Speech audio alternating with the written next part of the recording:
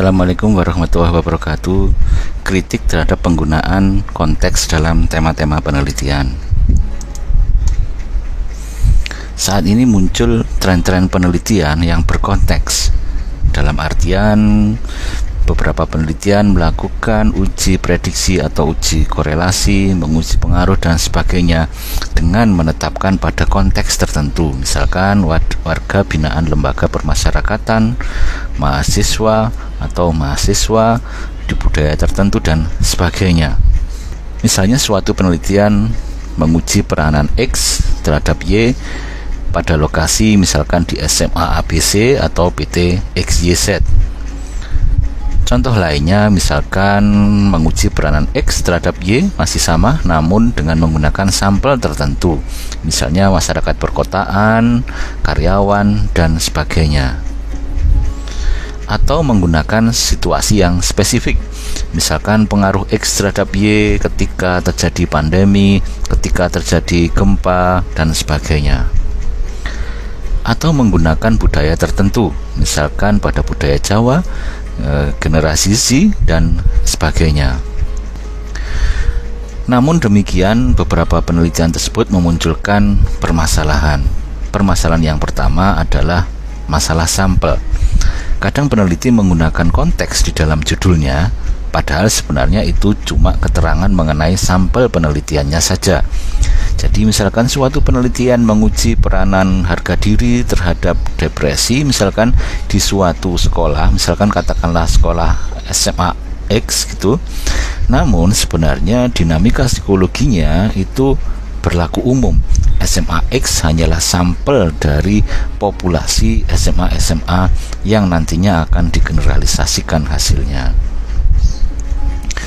Misalnya menguji pengaruh adaptabilitas terhadap kepuasan kerja pada pegawai PT ABC, namun ternyata pegawai PT ABC adalah sampel yang merepresentasikan suatu populasi sehingga hasil penelitiannya adalah sama ketika dilakukan di PT XYZ, misalkan KLM, dan sebagainya.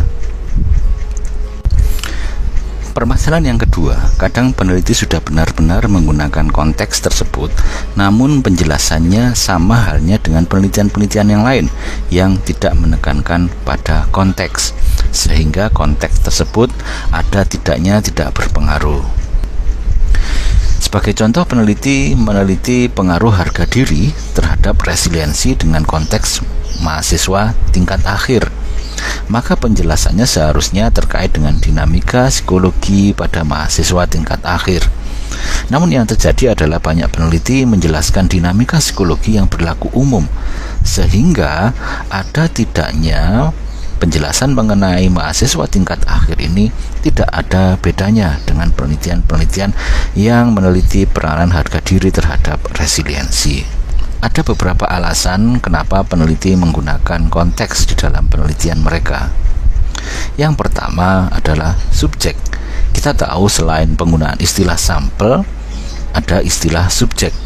Istilah subjek ketika dipakai ketika kita sulit untuk melakukan teknik random sampling, karena kita tidak memiliki data di populasi, kita tidak memiliki akses yang cukup besar terhadap orang-orang di dalam populasi, sehingga kita meneliti orang-orang dengan karakteristik spesifik, sehingga ibaratnya penelitian kualitatif, kita hanya fokus pada situasi dan kondisi tertentu, setting tertentu, lokasi tertentu, sehingga kita menggunakan subjek.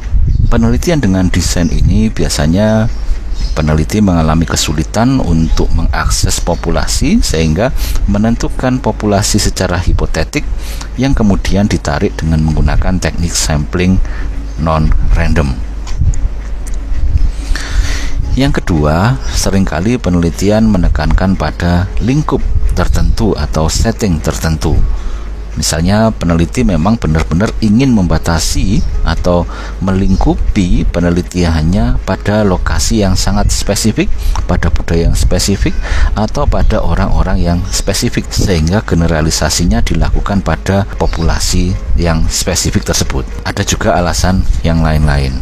Diskusi mengenai konteks sudah banyak dilakukan oleh peneliti, dan beberapa peneliti berharap kita berhati-hati untuk mengartikan apa yang dimaksud dengan konteks.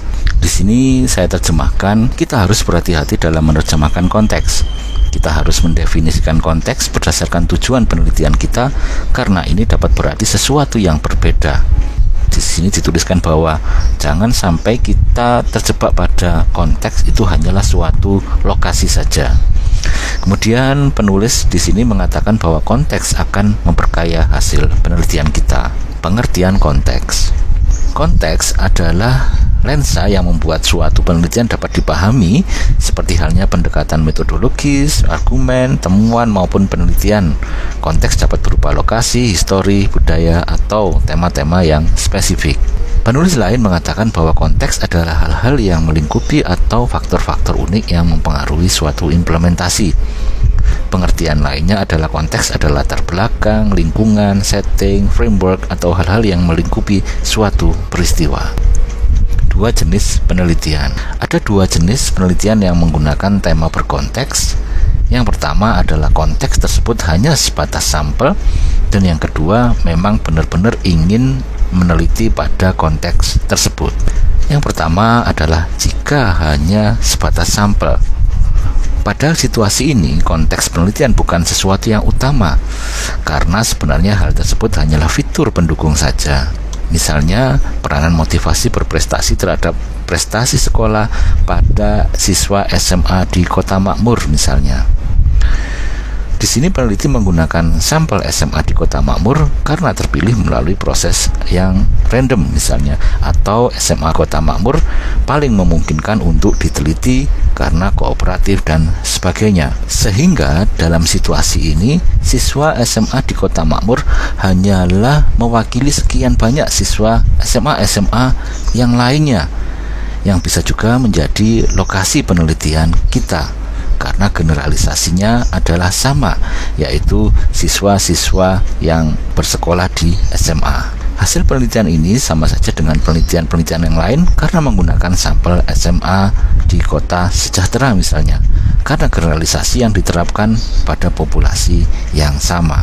Penelitian ini mirip halnya dengan penelitian-penelitian yang lain, karena SMA-SMA yang dilibatkan dalam penelitian ini adalah substitutable, saling menggantikan. Jika kita tidak bisa menggunakan SMA di Kota Makmur, kita bisa menggunakan ke SMA-SMA yang lainnya.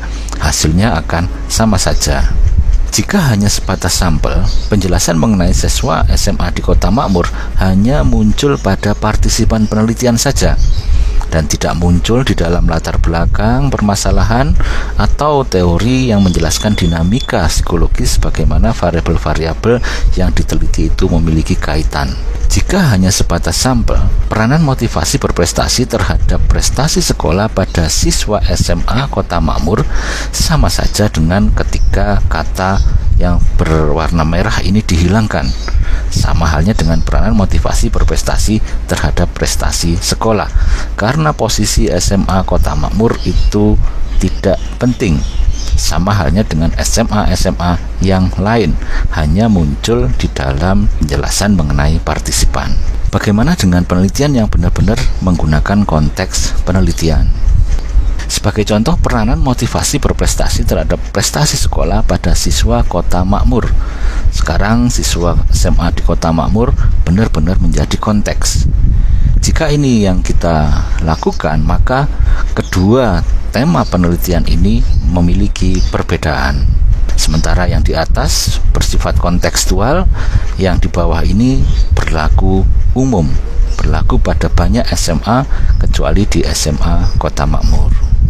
Sebagai ilustrasi, misalkan topik penelitian kita adalah sebagai berikut: pengaruh makan terhadap rasa kantuk pada penderita diabetes. Tema ini didasari pada dinamika fisiologis yang berbeda antara penderita dan non-penderita diabetes yang dapat menjelaskan pengaruh makan terhadap rasa kenyang. Misalnya, ada perbedaan dalam hal sistem metabolisme antara penderita dan non-penderita yang menyebabkan pengaruh makan terhadap rasa kantuk itu berbeda. Sehingga jika digambarkan, misalkan sebelum diteliti, kita mengasumsikan bahwa ketika makan bertambah, rasa kantuk bertambah, efeknya berbeda. Lebih besar pada penderita diabetes dibanding dengan non penderita diabetes. Kita tidak tahu nanti hasil analisisnya seperti apa, namun hipotesis yang kita pilih ketika kita melakukan penelitian berkonteks harus bisa membedakan antara yang konteksnya kita pilih dan yang tidak kita pilih. Dengan demikian dapat dikatakan bahwa ada satu hal yang menyebabkan konteks tersebut menjadi penting. Dalam hal ini diakibatkan oleh sistem metabolisme. Sistem metabolisme membedakan antara penderita diabetes dan non-penderita diabetes. Kata kunci inilah yang harus kita temukan sehingga penggunaan konteks penderita diabetes menjadi beralasan. Ilustrasi yang kedua. Sekarang topik kita adalah kita ingin meneliti pengaruh dukungan sosial terhadap kebahagiaan di masa pandemi. Tentunya kita memiliki alasan kenapa kita memasukkan konteks di masa pandemi. Kita harus memiliki dugaan bahwa pengaruh dukungan di sosial terhadap kebahagiaan di masa pandemi itu spesial, beda dengan masa-masa yang lain, misalkan masa-masa non-pandemi atau masa normal. Sehingga konteks ini perlu kita teliti dan perlu kita sematkan di dalam judul penelitian kita. Tugas kita hanyalah menemukan apa saja yang membuatnya menjadi spesial. Jika kita menemukan sesuatu yang spesial tersebut, maka konteks yang akan kita libatkan dalam penelitian tidak berguna. Sama halnya penelitian yang bersifat umum atau tidak berkonteks. Berikut ini contoh spesial kenapa masa pandemi masuk ke dalam konteks. Kehidupan di masa pandemi membuat orang berhati-hati untuk berinteraksi dengan orang lain. Hal ini menyebabkan dukungan sosial menjadi sesuatu yang tidak banyak muncul. Akibatnya pengaruhnya terhadap kebahagiaan individu lebih besar dibanding peranannya di masa sebelum pandemi. Ini adalah contoh yang memberikan alasan kita menyematkan konteks masa pandemi pada penelitian kita. Berikut ini adalah tips ketika melakukan penelitian dengan menggunakan suatu konteks.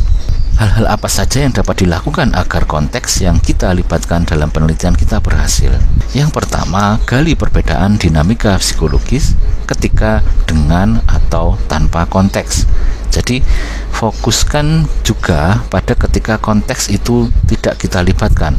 Jangan hanya fokus dengan konteks kita, agar kita bisa menemukan keunikan konteks yang kita libatkan dalam penelitian kita. Sebagai contoh, pengaruh paparan media sosial terhadap persepsi terhadap citra tubuh pada remaja atau dewasa awal. Kita lihat perbedaan antara dewasa awal dan dewasa, misalnya dalam hal konsep diri. Orang-orang pada dewasa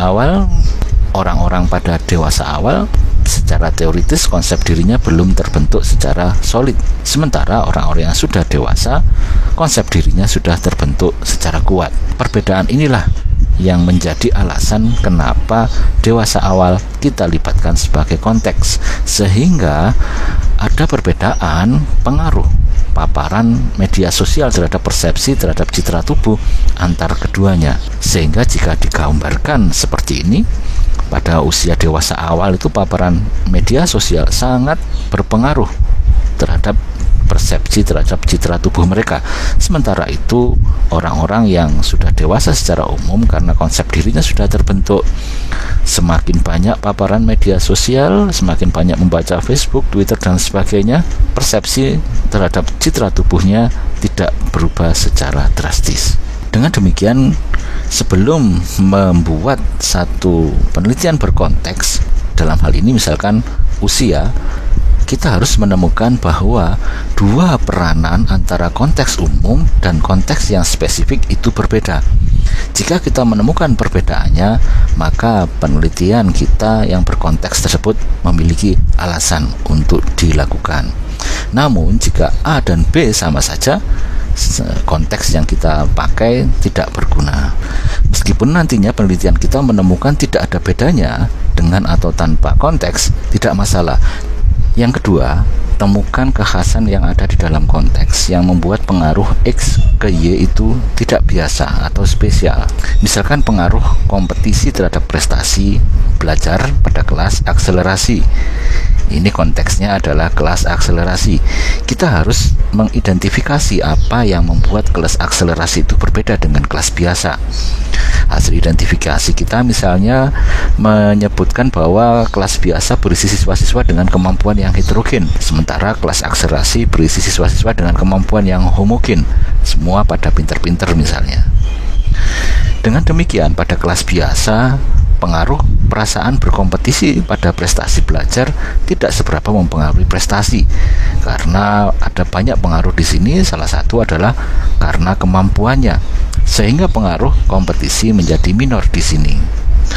Namun pada kelas akselerasi, perasaan berkompetisi sangat mempengaruhi prestasi, berbeda dengan ketika di kelas normal, karena siswa-siswa di dalam kelas ini memiliki kemampuan yang sama-sama tinggi, sehingga perasaan berkompetisi itu akan ada. Akibatnya pengaruh kompetisi itu menjadi besar, mengalahkan faktor kemampuan dalam mempengaruhi prestasi belajar. Yang ketiga, lakukan analisis data dengan menggunakan variasi pada konteks sebagai pemoderasi. Sebagai contoh, kita meneliti pengaruh paparan media sosial terhadap persepsi terhadap citra tubuh pada dewasa awal. Kita lihat di sini dewasa awal dan dewasa itu sebagai pemoderasinya. Dengan menggunakan pemoderasi, hasil temuan kita akan lebih kaya, karena kita akan mengetahui pengaruh ketika konteks kita sematkan dan konteks tidak kita sematkan dengan lebih jelas. Meskipun nantinya penelitian kita menemukan tidak ada bedanya antara dengan dan tanpa konteks, tidak masalah. Pengaruh kestabilan emosi terhadap konsentrasi belajar pada mahasiswa yang mengerjakan skripsi, misalkan daripada menggunakan mahasiswa yang skripsi saja, libatkan juga mahasiswa yang sedang tidak mengerjakan skripsi. Kemudian kita libatkan kepartisipasian terhadap skripsi ini sebagai variabel moderator, sehingga konteks kita akan benar-benar lebih jelas. Yang keempat, kita lanjutkan ke video selanjutnya. Terima kasih. Assalamualaikum warahmatullahi wabarakatuh.